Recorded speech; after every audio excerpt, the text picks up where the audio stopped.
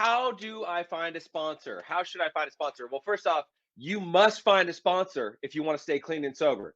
And I see a lot of people that they want to work a 12-step program. They say they're working a 12-step program. They're going to meetings, but I don't have a sponsor yet. I don't know how to find a sponsor.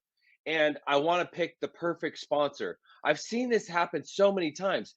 If you don't find a sponsor, if you don't pick a sponsor, just pick one. If you don't have a sponsor, you're not going to make it. There's no way you're going to make it. You're not going to make it. You're not going to stay sober because your best thinking got you where you are today. Your best thinking got you where you are today. Your best thinking is not going to help you transform your life. And so I guess I can start by telling you how I found my sponsor. And so I went to my very first meeting March 8th, 2011. That was the very first meeting that I ever went to. And I remember sitting there and I heard people say, well, you need to get a sponsor, you need to work the steps. Here's a big book. And and first off, the very first meeting I ever went to, it was the birthday cake meeting on 42nd Street in Thomas at 7 p.m. And there was more laughter, more joy, more like I I couldn't even believe that I was around a bunch of people that were clean and sober. And they all definitely had something that I did not have because I was crying. I was full of guilt and shame for my behavior. And I was at my bottom. I was ready to change my life. I was ready to transform. I was ready to do something different. So that was my first meeting. They said, go to a meeting every day, get a big book, get a sponsor, work the steps, go to a meeting every single day. And so the second meeting I went to was Prince of Peace. It was a 5:30 meeting, and it was at in Arizona in Arcadia. It was 56th Street in Indian School, Prince of Peace. And there was a guy there. His name was Ray, and he said, "Do you have a sponsor?" And I said, "No." And he said, "Okay, do you want me to be your sponsor?" And I said, "Sure." So I didn't know anything about Ray. I did actually know. I take that back. I did hear him share because at Prince of Peace, you break up into small groups after there's a speaker for 20 minutes. And then I heard Ray share for about 3 minutes. And he seemed like a guy that was clean and sober and doing the deal. And he said, "Do you have a sponsor?" And I said, "No." And he said, do you want me to be your sponsor?" I said, "Sure." And that was how it started. That was how I picked my very first sponsor. And the thing that I hear from people many times is that they want to find the perfect sponsor. They're like, "Oh, I'm still thinking about it. I'm thinking about this guy. I'm thinking about that guy, and I might pick this guy, but I'm not sure yet." And it's like you just got to pick a sponsor. That's all you got to do. The way you know it's the right sponsor is because that was the sponsor that you picked. And so for me, Ray was my very first sponsor. And I I mean, I guess mainly you want to make sure that a person based upon your first experience or your experience with them, I guess you get a good feeling from them. They say something that you relate to. They give off good energy. You feel good around them. And even if you don't feel good around them, it doesn't really matter. Like you just need to pick a sponsor because your best thinking got you where you are today. And so picking a sponsor, so like I said, I picked Ray. Ray was my first sponsor. He was available. He wanted to take me through the steps. He was available to work with me in person on a weekly basis. So when you're picking a sponsor, it's like, hey, is this guy available to work with me on a weekly basis and actually work the steps? So I met with Ray on a weekly basis and we did step one the first week. And I went to meetings every single day. I went to one or two meetings every single day. His suggestions were go to a meeting every day, call me every single day, and let's meet on a weekly basis to do step work. And that was what we did. And I remember a few weeks into it, we had got through the first three steps. I remember thinking, gosh, I'm not sure if this is the right sponsor for me. And he had a lot of the things that I wanted, but he wasn't totally exactly what I was looking for. And then I remember I came across another guy. I mean, doors open, doors close. There are no coincidences in life, I believe. And so there was another guy that I came across, and his name was Todd. And Todd ended up, I'm I'm not gonna I'm not gonna really go into the story, but Todd was a business guy, and he was married. He had two kids. He was successful in business and in life, and we had more in common. He liked to, I guess, work out, take care of himself. He was healthy. He was fit. He was living a healthy lifestyle. He had a lot of the things that I wanted, and he went to a lot of meetings. He knew a lot of people in the AA community. And so I remember I wanted Todd to be my sponsor, and I said, "Hey, will you be?" And I remember I was super nervous when because this was like the guy. This was the guy that I wanted to be my sponsor. And I asked him if he would be my sponsor, and he said, "Yeah, I'd love to be your sponsor." Um, and I told him that I had another sponsor, and my other sponsor, Ray. He said, "Okay, just let Ray know that I'm going to be sponsoring you, and we can go from there." So first, I had to let Ray know. So I had the conversation with Ray, which was, I thought it was a hard conversation, and I thought that Ray was gonna feel bad, or I thought that he was gonna feel like I was firing him, which I essentially was firing him, but it wasn't bad. It wasn't a bad thing. And he said, "Great, I'm happy for you." And he said, "Thanks for letting me know." And Ray was exactly what I needed for about the first month that I was clean and sober. And then I started working with Todd. And he was an amazing sponsor for me. He was plugged in. He knew lots of people in the AA community. He went to lots of meetings. He was available to meet with me on a weekly basis in person to actually work the steps. He gave me great feedback, great direction. He gave me instructions. And that really, I mean, shoot, I called Todd every single day for like probably the first 2 years. And so I guess the main thing, there are a couple things. Once you start working with a sponsor, it's important to follow instructions. They're going to tell you what to do. Okay, your sponsor, also known as an interpreter, is going to essentially walk you through the steps. That's what a sponsor's job is. A sponsor's job is to take you through the steps. And it will also be an intimate relationship. My relationship with my sponsor was the first intimate relationship I ever had with another man. And when I say intimate, I don't mean sexual intimacy. I mean intimate, meaning below the surface, meaning we really connected on a deep level. I cried in front of Todd. I called him every single day. He was there for me. He was available.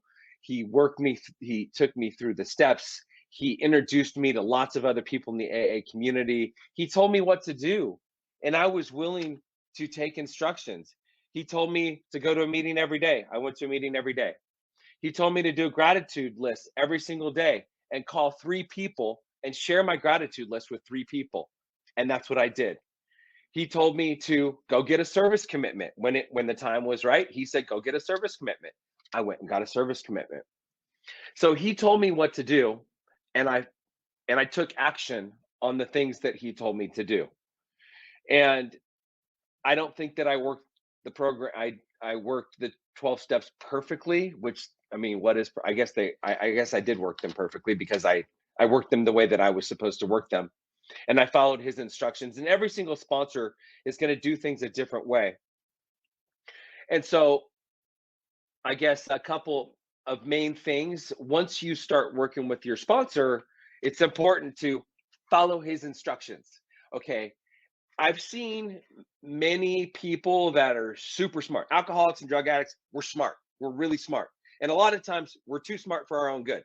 And what ends up happening is that, and I've worked with sponsees, like I've seen lots of people like that, especially people that are successful in business and they have a lot of, I guess, things on the outside. It appears like they're successful in life. They are making a ton of money. Maybe they're married. I mean, whatever. They have a lot of things going on in their life, and they're smart. They're smart, and they think that they know everything. And the problem with people that think they know everything is that they don't want to take suggestions. So it doesn't matter how smart you are or how smart you think you are. Your best thinking got you where you are today. So you gotta find a sponsor and follow his instructions, even if you don't agree with his instructions, even if you don't agree with the things he's telling you to do. What's the worst that's going to happen? He's not telling you to go out and rob a bank. He's not telling you to go out and get drunk. He's just telling you to call 3 people a day, do a gratitude list. When you get up in the morning, first thing you do is you hit your knees and you you pray and you thank God for this beautiful day, and you have gratitude, and get a service commitment, and then he's going to tell you, or she is going to tell you, to start sponsoring people. And my experience with both myself and with other people is, once I started sponsoring people, there's just a whole new layer of accountability available. So first you got to work with the sponsor, follow instructions, take suggestions. And even if your sponsor's suggestions are completely off the wall, it's all about putting your ego aside, humbling yourself, and doing what somebody else tells you to do. I mean, I've heard people talk about, their sponsor told them to wear pink tennis shoes. And that's kind of one of the examples. Being willing to go to any lengths to get and stay sober, and working with the sponsor and taking suggestions and following instructions. And if he tells you to call him every single day, call him every single day, or call her every single day. And a lot of times I've worked with many people and I feel the same way. Like, I don't want to call my sponsor because I feel like I'm always complaining. And you might not want to call your sponsor because you think he or she is super busy. And I get that a lot because I'm very busy. I've got a lot going on. My life is very full, in business, my personal life, my AA. I mean, I've got so many things going on in my life. But remember that you are helping your sponsor stay sober. So if he asks you to call him every single day, put your ego aside, make time to call him, even if it's a 1 minute phone call. And even if he doesn't answer the phone, because a lot of times I'm going to give a sponsee instructions to call me every single day. And I want him to call me every single day. And if I'm not available, guess what? I won't answer the phone. And sometimes I won't call him back. And I'm not talking just a text message, I'm talking a phone call. But whatever your sponsor tells you to do, if your sponsor says, give me a text message every day, then hey, today is a little bit different because there's text messages, there's voice text messages that are available, there's video calls, there's FaceTime calls. So there's a lot of different things that are available, but following instructions is super important. So what if you don't agree with your sponsor? Again, if you don't agree with your sponsor, then as long as it's not something that is illegal, or you're gonna get in trouble for, or it's gonna jeopardize your sobriety, then there's no reason not to do it, in my experience, in my opinion. And so last thing is, I want to point out, I already started pointing this out, you are helping your sponsor stay sober.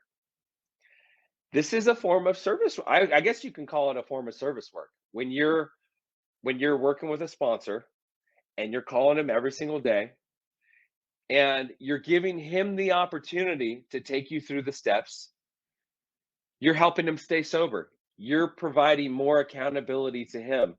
I was talking with a newcomer a couple days ago, and he was telling me that he hasn't met with his sponsor in person for about a month, or over a month.